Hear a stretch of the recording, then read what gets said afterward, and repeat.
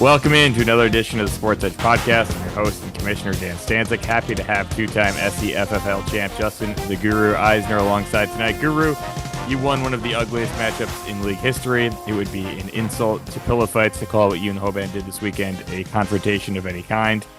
How do you feel sitting there tonight preparing to dish out fancy advice and commentary after such a poor performance? Well, I did bring the pillow just because it was a pillow something. It was soft. It was squishy. Like you said, I don't know if that there was a confrontation at all, but I feel, okay. I think sometimes we'll talk about this a little bit later, but there's nothing worse than putting up a big number and losing. So at the same time, I feel like every so often the fantasy gods shine upon you and you have to just accept it as a win and move on. We're on to next week. There you go. Joining us from South Jersey, the 2021 champ and the lowest performance of the year so far. It's Pat Hoban. Hoban, can you Hi, hear us? everybody. Hi, everybody. I just work in South Jersey now. I don't live there. I still live in your town. Isn't that South Jersey, How's it though? going? Don't you live in Jersey? Isn't your address in New Jersey or is it Pennsylvania? No, you've been to my condo. I've lived here for 20 years. It's been a long time. Malvern, Pennsylvania. Pennsylvania. Okay, there you go. All right. Well, started a new job that last week. Couldn't figure out Zoom. Here he is. Couldn't figure out Zoom when it was you and the Guru doing a podcast a few weeks back. Happy to have you. Happy to see you. Although all I can see is a bag in your face, but that is apropos considering the matchup you have. We have a lot to cover tonight, as we always do, including some midseason awards. First, we're going to recap Week 7, and we'll start with the, as aforementioned, barely could even call it a pillow fight between you guys. Hoban, your 41.34 point effort, the second fewest in league history. Did some digging. Only Bill Dwyer back in 2021 scored fewer points. He had 38.48. The Guru got the win despite scoring only 71.84 points. Hard to believe, but that was not the fewest points scored in a victory in league history. Does anyone care to make any guesses as to who holds the record for the fewest points scored in victory? I'm going to guess it's Hoban. Solid guess. Hoban, any guesses out of you? I did not think it was me because I feel like I would have remembered that. I'm going to go with a long time ago, a week that Glancy just blacked out and forgot to set his lineup. I'm going John Glancy. Okay, you are partially correct, but Glancy did not win the matchup. Glancy lost this matchup. We're talking week 11 of 2011. Max Ayudo beat John Glancy by a rousing score of 56.44 to 43.5. 56. 56.44 is the fewest scored in a victory. The record goes to Max. And Hoban, you were close to setting the record for futility, but Bill Dwyer, thankfully, has scored fewer in a game. And Guru, you are not getting off scot-free here. You need to be admonished for leaving Cooper Kupp in your starting lineup, even though it was announced early Sunday morning that he was unlikely to play. And then he was officially ruled out at 2:30 p.m. Eastern time, an hour and a half before that 4 o'clock kick Eastern time as well. Care to explain yourself? Youth sports. I was at the rink starting at 8 in the morning, which is before all of that. And I was off the flag football field after that had happened. So Hoban was able to was the one that texted me to tell me that I did that. And because he was mad that he was still losing. And even though I did that, but yeah, I feel a little annoyed. I feel like they were pretty much saying he was going to play all week, and I didn't think anything of it and was not checking. So we don't have our phone at the rink with us. Not enough. I'm not pulling it out of my pocket. I'm running practice stands. It's a professional operation with the 8 U's. Obviously, clearly. All right, we will move on because I am sick of your matchup already. Despite I do have Daniels, to. Can I interject please, for one second? Yeah, I'm just getting a little tired of people, of managers, of coaches using their kids as shields. I've seen it with Coach Sirianni of the Eagles. He goes and pops off last week to Eagles fans, then knows he acted like a jackass, and then brings his 3 kids up to the press conference when they barely beat the only team on the planet that's worse than mine and Hathaway's, the Cleveland Browns, by 4 points. So take accountability, Eisner. Don't blame your kids. Don't blame hockey. You can get the phone out. I concur with that, actually, but we are going to keep things moving. We do have a lot to get to. In the next matchup, Jaden Daniels left the game in the first quarter. Steve still put up a league high 156 points in a win over Robbie. Robbie has now dropped 3 of 4. This one has to sting the most. He scored the second highest point total in the league this week, which begs the question. Guru, you alluded to this. Is that the worst feeling in fantasy football, scoring the second most points in a week and taking an L? I do have some other nominees for you guys. So if you want to go yes or no, feel free. But I will also nominate losing in week 14 to miss the playoffs, a season ending injury to one of your star players, someone drafting the guy you wanted with the pick right in front of you, or something that I've grown all too accustomed to, watching your opponent slowly beat you on a Monday night. Anything worse than any of those, or what is the worst in your opinion? Guru, I we'll mean, start with you. yeah, it's funny you made the list. I was thinking like, what is the other options? And the only one I came up with on yours was the season-ending injury to a star player. That one maybe is worse just because it really impacts like lots of matchups, and this one is sort of a one and done situation. But in the moment, there's nothing more frustrating. And you and I have been on this podcast complaining for years that we were on the wrong side of this a lot. Like we had a lot of matchups where we put up the second, third most points and lost. So yeah, it is a really, really bad feeling. I'm gonna say yes, it is the worst feeling. Hoban. Yeah, I have one, and it actually happened to me twice in two different scenarios. Gambling on a parlay for someone's rushing yards. And also, I know we don't talk about other leagues here, but in another league years ago, I had a quarterback. I was winning the matchup on Monday night, and he kneeled the ball, and I lost. So when That's the a good one. quarterback takes a Ooh. knee, I also had a Lamar Jackson about 3 years ago, a parlay that had hit, and he kneeled the ball 3 times, and I lost the parlay. So I think your quarterback kneeling during a win when you're winning to go back decimal points and lose. It's a good This whole nomination. time, Stan's like we thought he put the bag on his head because of the point total. I think it's because he owes his bookie some money. That's what I'm hearing. I don't gamble anymore. All right, just making sure. The parlay That's kid why. there. Zans has now beaten half 4 straight contests, including last year's title game. Half is now 1-6. What did you make of his trade last week with the commish? DK Metcalf, Tony Pollard, and Travis Etienne for Brandon Ayuk, Jonathan Brooks, and Javonte Williams. Guru, we'll again start with you. I thought it was pretty fair, pretty even. I liked it for both teams, actually. Ended up being a lot of injured players in this, a week later. But I thought it was a good move for Hath in the sense of we talked about maybe going for the future here and kind of folding up shop. And a trade for someone like Jonathan Brooks felt like right up the alley there. So I liked it. I thought it was even for both teams. It was a good trade, I thought. Hoban, you are not one to make the most heralded moves in the league, but what did you think of this trade? I actually concur. I'd love to dump on Hathaway about this trade, but I can't. So I'm just going to take this off and dump on him with my hair because it looks great. It's the only thing I got going on in my life right now.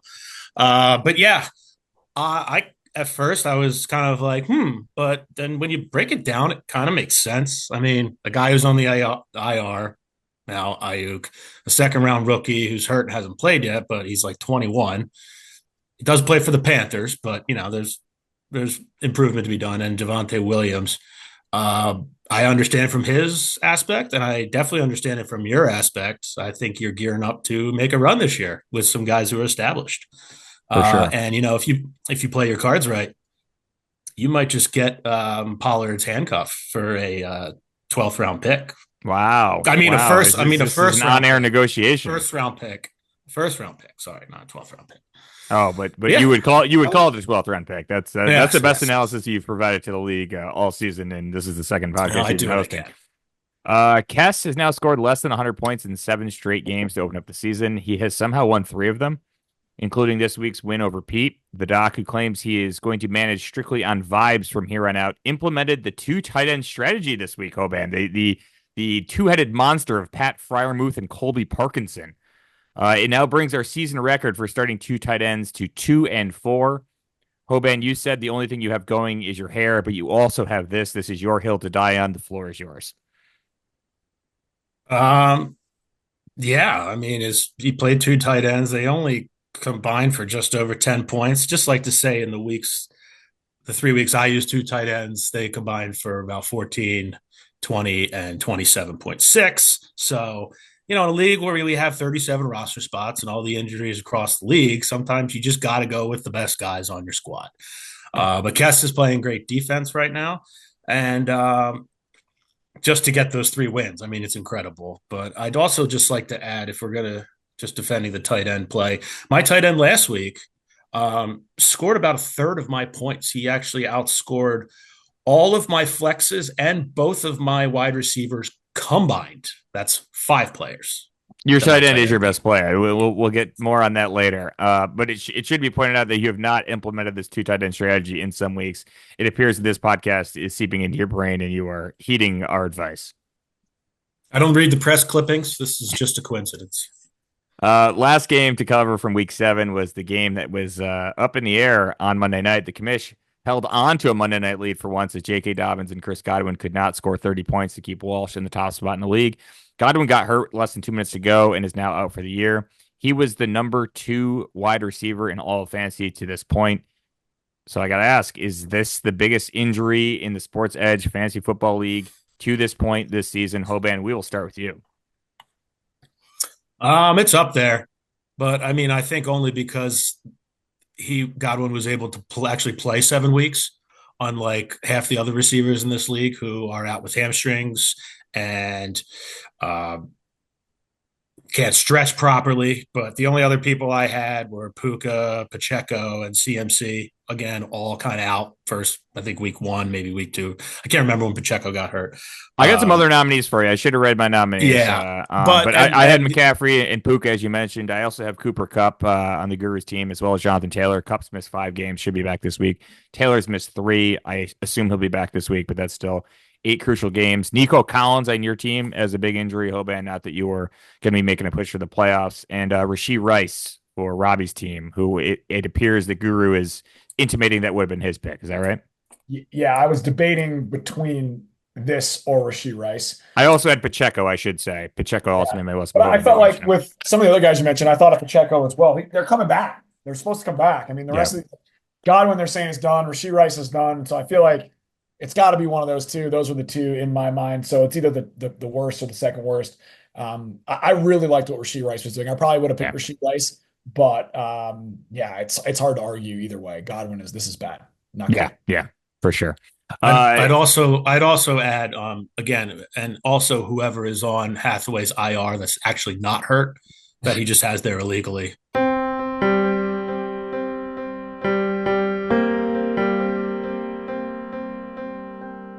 What if I told you that the most dominant regular season run in the history of the Sports Edge would end without a championship?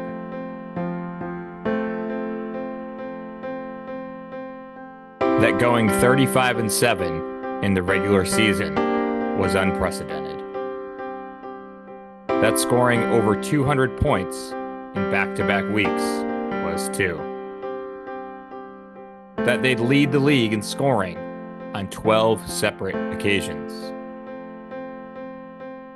That they would become the only team to score more than 2,000 points in a season. That all of these numbers were meaningless without a title. That Zans always had their number anyway. That the team name, Olivia Culpo Fans Only, should have been Olivia Culpo Only Fans. That she's hot and a jersey chaser.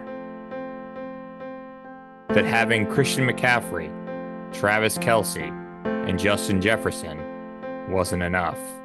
That they'd lose to the Wuhan lab by 60 points in the 21 semis. That Hoban would then start 2 tight ends in the title game and win. That maybe Hathaway just can't win the big one. That a lot of this was probably just bad luck. But that benching Travis Etienne in last year's title game was really dumb. That Hath is only one of 2 active managers without a title. That Steve won one. That a glance he did too. That back-to-back regular season championships was the peak. That Olivia Culpo was the only one who got a ring. That Half may have great hair, but he still lacks a crown. ESPN Films presents Half's Paths, a 30 for 30 about the choices that led to the downfall of a would-be dynasty.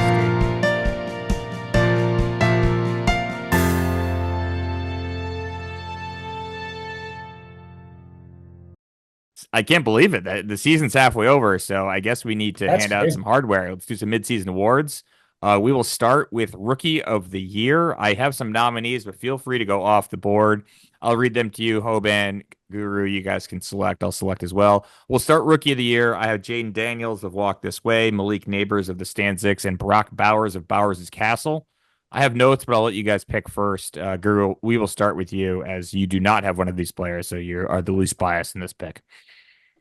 Yeah. So I had two on my list. One was on your list and one wasn't. So I'll give you the Ooh. one on the list and then I'll wait and see what you guys had. But for me, it's Jaden Daniels. I don't think it's overly close. I mean, getting a franchise. I mean, he's clearly a franchise quarterback is in terms of fantasy. I If he mean, can stay healthy.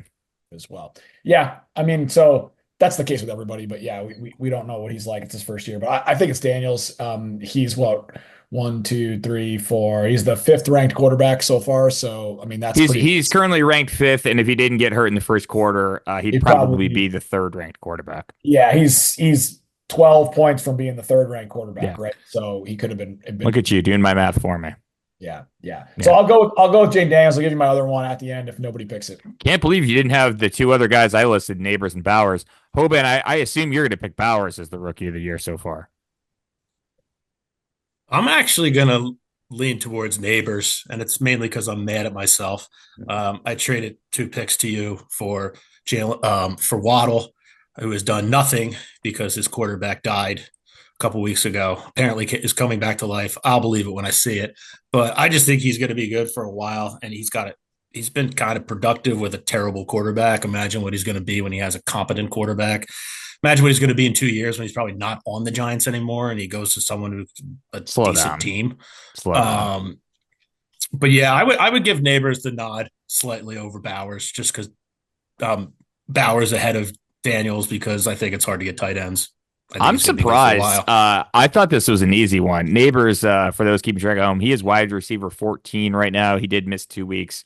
No other rookie wide receivers in the top 25. I would go with Bowers, who leads all tight ends in catches and yards and is second among all players in catches. Godwin actually is the only player who has more catches than Bowers so far, and only George Kittle has scored more fantasy points among tight ends.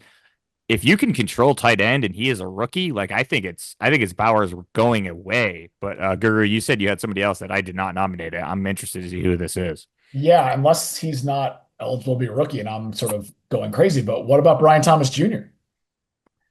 He's been great. He's been great. So he is the number 1 ranked rookie wide receiver. Yeah. 1, 2, 3, 4, 5. That's an error on my part. You're correct. 6th ranked wide receiver overall. So to me, I think, yeah, Bowers is a fair argument. I think it's Daniels.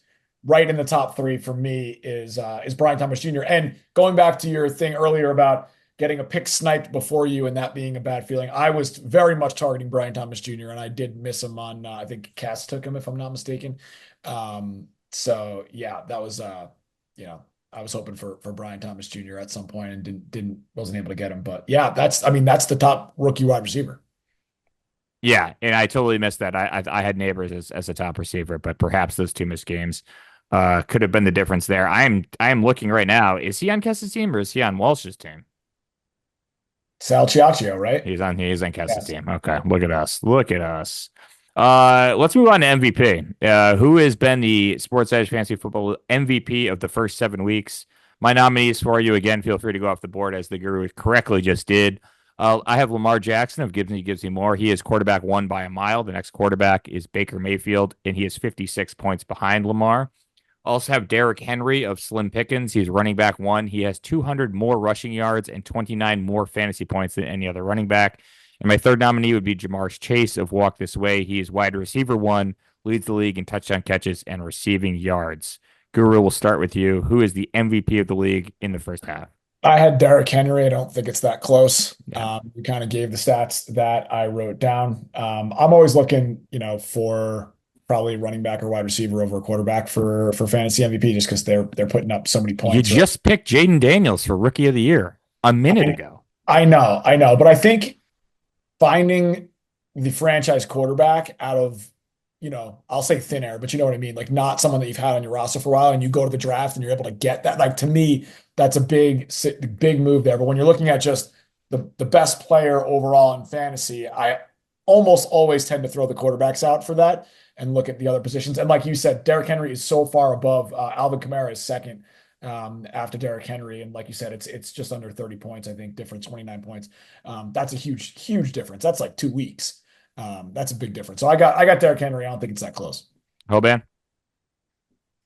I also had Derrick Henry. Again, it pains me to say that because I traded for him and then I traded him to Zans and gave him a championship.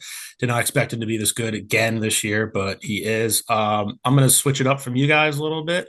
I know you're an anti-Steve podcast, True. but I'm going to fluff him a little bit for the next couple minutes, okay? Got to give a shout out to Terry McLaurin. Did not see him bouncing back like this. He's put up some big weeks for him, and the walk this way is in third place, I believe. And another running back, the Jets, Brees Hall, pretty good. He's probably still going to get a lot of touches because my boy Aaron Rodgers is not looking great. I know they just got his tag team partner there, but I don't know. I think they're just going to ride Brees Hall again. And shout out to Powder too. Saquon has had some touch and go weeks, but I think he's going to be an absolute horse the rest of the way. I think at the end of the year, he's going to be top 2, top 3 in the MVP race for our league. Okay. Possibly the NFL. Okay. Terry McLaurin, wide receiver 12 right now. Brees Hall, running back 7. Saquon, running back 3. Certainly great players. I don't think I'd have him in the MVP race just yet. But yeah, I think I'd go with Derrick Henry as well. I think that's a clean sweep. Last category, and I guess in some ways it's a blessing having the three of us weighing in on this because none of us are candidates for manager of the year. At least in my estimation, the three I have are John Zanzarella, the manager of Slim Pickens. Defending champ has won 4 straight after 1-2 start. Sits atop the league right now, and credit to you, Guru, for giving him so much bulletin board material throughout the season. Number 2, I have Brian Walsh of the Honey Bijan Badgers. Despite the narrow loss to the Commish this week, Boston's finest has his squad off to its best start since they went 6-1 in 2019 and went on to win the league. They have not made the playoffs in 4 straight years, but seem poised to get back to the dance. And also nominated is podcast nemesis Steve Curtis of Walk This Way. Hoban, who you got? Manager of the year so far through the first half. I had the same top 3. I'm going to give the nod to Steve because he was so bad last year, and he's got a formidable team this year. We're not inviting you back. He's made a lot. Cut the line. Yeah. Come on. Who you got, Guru? I mean, just carrying on from the theme last week, I'm just going to say 2 words and I'm going to stop talking. And the answer is John Zanzarella. I don't even think it's close. I think it's the champ as well. Final segment tonight, gentlemen. We are calling this one Hoban's Hierarchy. I'm going to name a bunch of stuff, Hoban, and then you have to rank it. I've obviously sent it to you ahead of time to let you prep for this. You almost did hours and hours of prep for us, but we will get to that, and you can tell us why you did not do that and where things ended up. I think it will be easier for the audience and for you if you rank them 1 to 5, but if you had them ranked 5 to 1 or 4 to 1, I forget if they all have 5 or not, that's fine too. I think just for our purposes, it will be easier to start with your favorite or least favorite, depending on the question. Number 1, rank these films that are set in Boston: The Town, Mystic River, Gone Baby Gone, The Departed, Good Will Hunting. Guru, obviously, feel free to chime in on Hoban's hierarchies. Yeah, so I did rank them 1 to 5 or 5 to 1, doesn't matter. So the reason I didn't rewatch, I told you I was going to rewatch Mystic River because I haven't seen it in a while. I think the last time I saw it, I was 23. I remember really liking it. Pretty recent. I don't know who else has seen it more recently than that. It's a pretty old movie to say you haven't seen it since 2023. I was going to rewatch it. No, I haven't seen it since 2023. I haven't seen it since I was 23. Okay. That changes so like things, 2010. Okay. Understand what we heard there. Yeah. Yeah. But anyway, so I didn't watch it because I actually want to rewatch all 5 of these and then give an actual grade. Number one, I had Good Will Hunting, Robin Williams. That is all unbelievable performance. It's a great movie. It's very rewatchable. I'll keep it quick right there. Number two, I put Mystic River. Again, I remember really liking it. I thought the ending was brilliant. I didn't think it dragged. Again, I want to go back and rewatch it to get some of the intricacies. Number three is Gone Baby Gone. Again, I'd like to rewatch that. I think I've seen it twice. At your request, Commissioner, Casey Affleck was wrong. Morgan Freeman was right. It's just an asinine comment. You just I know. you support child kidnapping now? No, that was the only bit I was going to Okay. do during All right. this. So that's number three. Number four is The Departed. If you want me to go off on this movie right now, I can try and do it as quickly as Just possible. give us what your biggest flaw with the movie is. Just quickly. Okay. And then we can have Walsh Okay. and Steve No chime problem. in on how wrong you are. I think the flow of the movie is weird. It's not bad. It's just weird. I don't understand the part in, I believe, the middle of the movie where they throw Martin Sheen off the building and kill him. And then the one guy who's part of Jack Nicholson's crew who gets shot is in the bar with Leo. And he tells Leo as he's dying, ask them why I gave you the wrong address, but you still showed up at the right one. Ask me why I didn't tell them. And he's like, so you're supposed to think, oh, he's undercover too. But then they put on the news that this guy's an undercover cop. Then Jack Nicholson says, no, they're just saying that. So I think the rat's dead. So is he an undercover cop? And if he is, he murdered a police captain. If he's not an undercover cop and he is a bad guy, why didn't he tell them that Leo is the rat? It's never answered in the movie. Interesting quandary. I will say that it is revealed later that Nicholson's character was working with the Fed, so that may be an answer to your dilemma. No, I know, but I still don't understand how that clears it up. Also, I don't really get the ending at all. How did Mark Wahlberg find out who he is? Is everybody an informant? Like everybody in the movie, are they all informants? Like except Alec Baldwin? But I do like the movie. I just don't think it's as great. It's not even close to Goodfellas, Casino. I didn't see his last one. 3.5 hour movies. I can't do that shit. Number five, this might be spicier. The Town. I don't think it's a good movie. I think it's insanely contrived. I don't believe Ben Affleck's character at all would turn on his lifelong friends. He robs banks for a living. He is a criminal. I don't think he would turn on his best friends for a hard five of a woman. Wow. The mob boss. You don't think Rebecca Hall is attractive? She's fine. In the movie, she's not that great in the movie. I'm going to give you a Fairfield comp that I gave at the time. I always thought she reminded me of Katie Von Hoffman.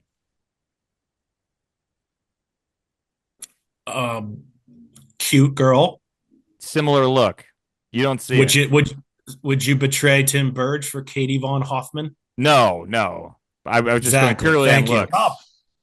And finally, the mob boss in that movie, the guy from James and the Giant Peach, and he's in a bunch of other old stuff. Man? Not intimidating at all. Ben Affleck could have killed him 10 minutes in the movie. Case closed. It's over. Robbing Fenway Park. That's so dumb. And but shout out to Mrs. Reynolds, Blake Lively. Super trashy hot in that movie. But Heat is 10 times better than that movie. That's all I'll say. Guru, you got any thoughts on these? I'm actually reading Heat 2. I'm reading Heat 2, Stanzik. I'm reading a book. There you go. Good. So I'm very excited, Hoban. I had the exact same ranking. Wow. 1 to 5, right on the money. I also find The Departed to be overrated. I don't understand the ending as well. I was also, I sort of, part of this is, I think I was like one of the last people to see The Departed. For whatever reason, I just didn't see it early and everyone hyped it up. And then I saw it and thought it was very overrated. Completely on the same page with you on all of this. I absolutely love Blake Lively. Great call at the end there. Oddly enough, I tell her all the time that it's wrong, but my wife has been told she looks like Blake Lively by legitimately 15 different people. I don't see it, and I tell her that all the time, which she gets very insulted about. But you shouldn't say that. You should just agree with that. Yeah, well, whatever. big Blake Lively fan. And I don't know if we've ever talked about this in the pod, but during COVID, Stanzik, we watched a shit ton of movies that we had never seen before, particularly ones that were like either Best Picture nominated or ones that people told us, like, I can't believe you haven't seen that movie. Two of those movies were actually on this list. I had never seen Good Will Hunting and I had never seen Mystic River. And both of those Wow, were, 1 and 2. Though, I mean, I yeah, think I'd agree with you guys on 1 and 2 yeah. there. Both of those were a part of our little movie marathon that went on for months during the height of COVID. So yeah, Hoban, completely on the same page. Fantastic. I'm just blown away Feels by you good. two. You Feels two good. agreeing. That's crazy. That took altogether way too long, and we will try to What's keep things yours? What's moving. yours, real quick? I have Sandy, not what's your ranked rank? them. I did not What's your rank them. biggest disagreement on I'm the playing the list? role of host. If I had to rank them on the fly, I actually think your order is pretty good. I think The Town is an easy fifth. Yeah. I think Goodwill Hunting or Mystic River, you could go 1, 2 there. I'm fine with that. I am partially Gone Baby Gone. You guys know that.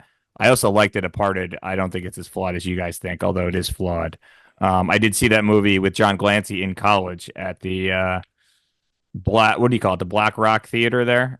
I don't know the Yeah. name of it, Yeah. but yeah, you guys know where it is. Back in 2007, I think probably. I think it came out then. Oh, But let's keep it so moving. Iron Man there. Hoban, because we have you on the pod, and I know you used to host a golf betting podcast that was short-lived.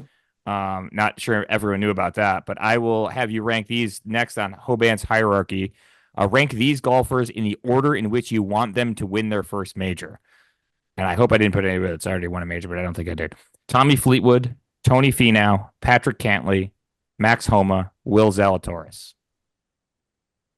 Yeah, this was pretty easy for me. Number 5 is Patrick Cantlay. I don't like him. Correct. We're going 5-1 He here, but I agree with that so far. Yeah, I'm sorry. We're gonna go 5-1 on this one. Okay. Yeah, the Ryder Cup nonsense, the not wearing a hat. He's a liar. He does it because he wants to get paid. Him and Xander. I don't like either of them. I fade Xander all the time, and he really bit me in the ass this year at the Bad year majors. to So fade credit to Xander. him. Yeah. Credit to him. But Cantlay just does nothing for Can't me. figure out that. Number 4 is Fleetwood. I like Fleetwood, but I think it's a funny bit that he can't win in America. Just because he just destroys in the Ryder Cup. When again, you can just go at the hole and putt. He makes so many putts. Can't do that in a major because you blow up at the hole. Number 3 is Tony Finau, just because he's kind of in the middle for me. I don't dislike him. I don't love him. I think he's pretty cool though. Chill guy. I like his hats. But Tiger, I don't think he ever will. Tiger killed him at the Masters in 2019.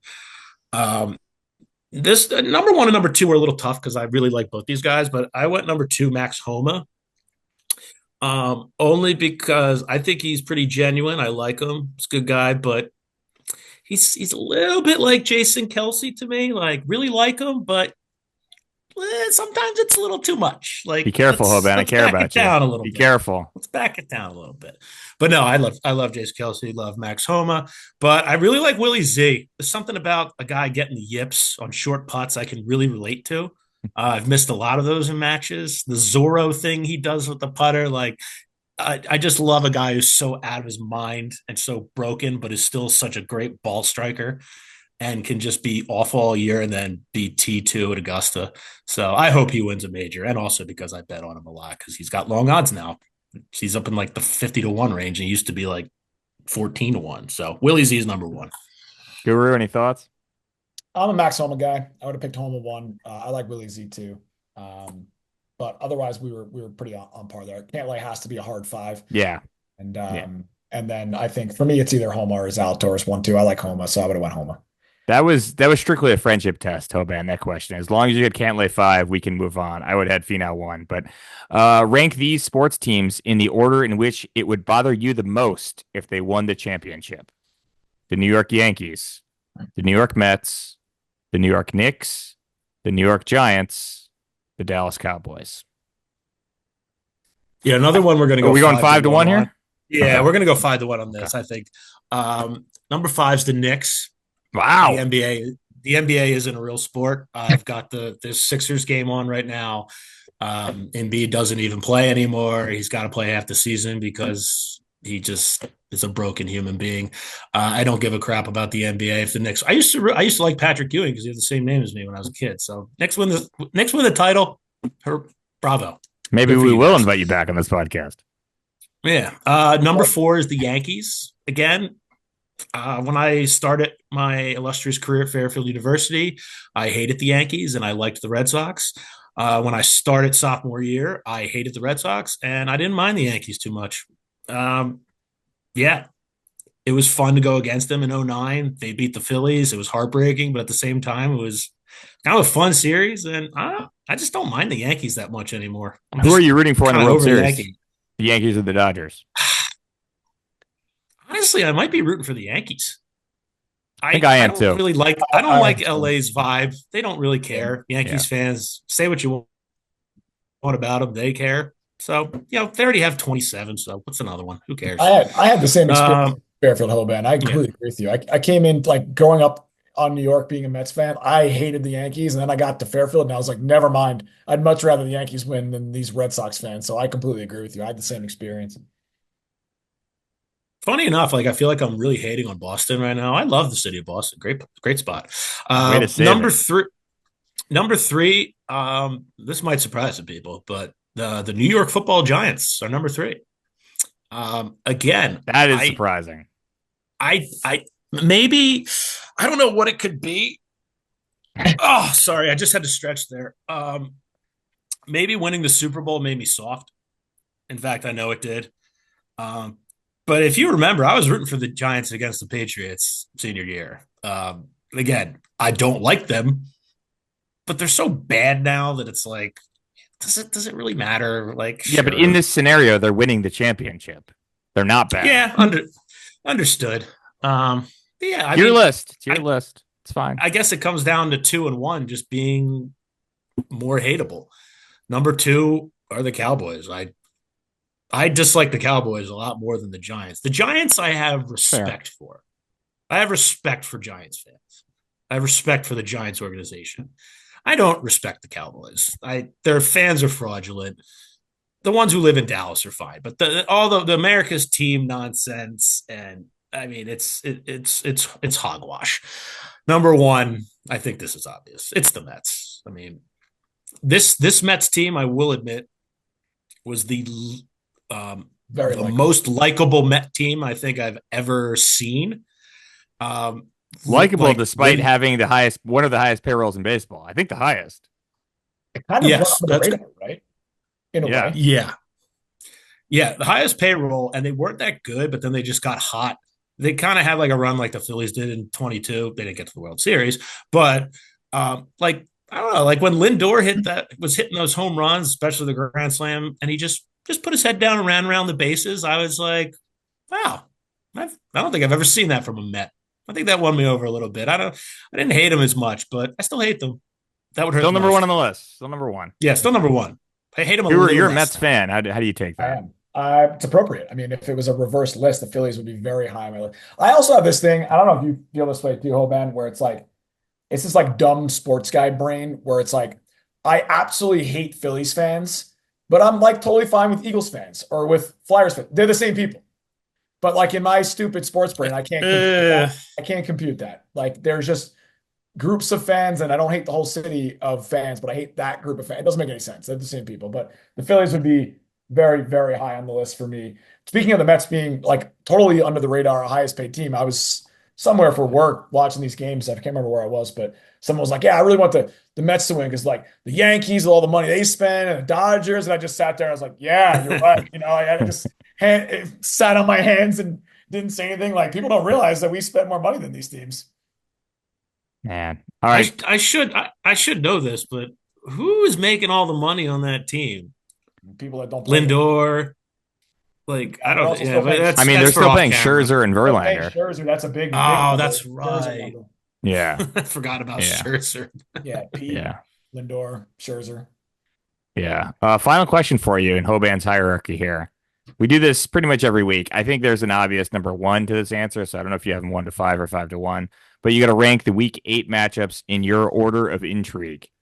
I'll read the matchups. You can rank them. Stan Zix or me against Pete. Probably easier to say the names. Me against Pete.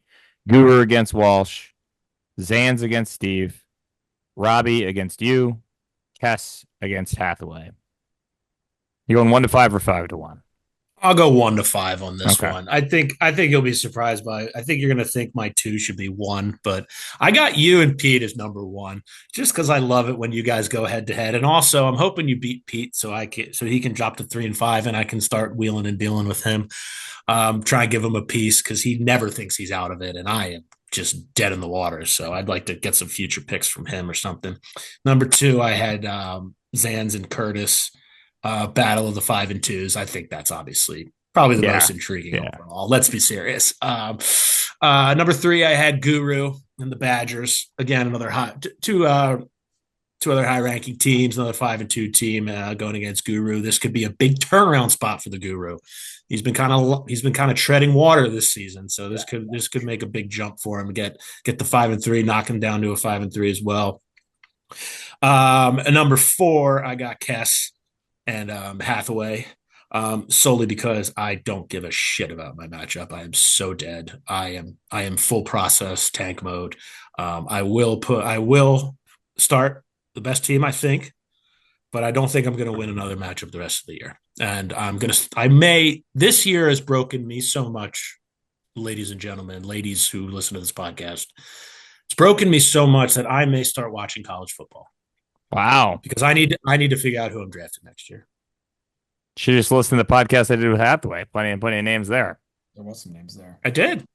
Yeah, all right. Okay. Yeah, it might be you and him vying for the number 1 pick. Guru, he obviously had the order wrong there. I think it's fairly obvious that the matchup of the week is Zans against Curtis. You got any thoughts on that matchup? I mean, huge matchup. I mean, that's definitely number 1. They're close. They got three-point spread. So the 2 highest projected totals. 2 highest projections. Yeah. And a 3-point spread. I mean, I just hope Jane Daniels has that cue. I hope Jane Daniels goes. I want to see best on best here. Don't want to see. Well, I'll say this about best on best. Both managers, the last time I looked, I don't know if they've updated this. Both are benching their highly touted tight ends. Zans currently has Cade Otton in over Sam Laporta, and Curtis is going with the MILF Hunter, Henry, over Dalton Kincaid. That is still the case. I'm on the roster right now. We'll see if they make changes, but that is still the setup. Surprising.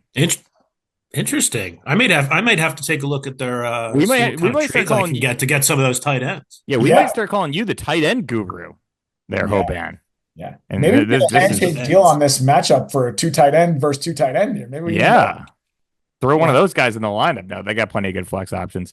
That'll do it for us here, Hoban. Always a pleasure. Hopefully you can crack 50 points this week. What do you think? I like his chances. I'm bullish on it. Hopefully, hey, my quarterback that I traded for has been great, except we didn't even go over the week last. Oh my God. Yeah. Stroud 5 we points. Didn't want to. No points from Sutton, even though his team scored 33. It's a disaster. Guru, thanks as always for doing this. Thanks, boys. All right, everybody. Thank you for watching. Good luck in week 8.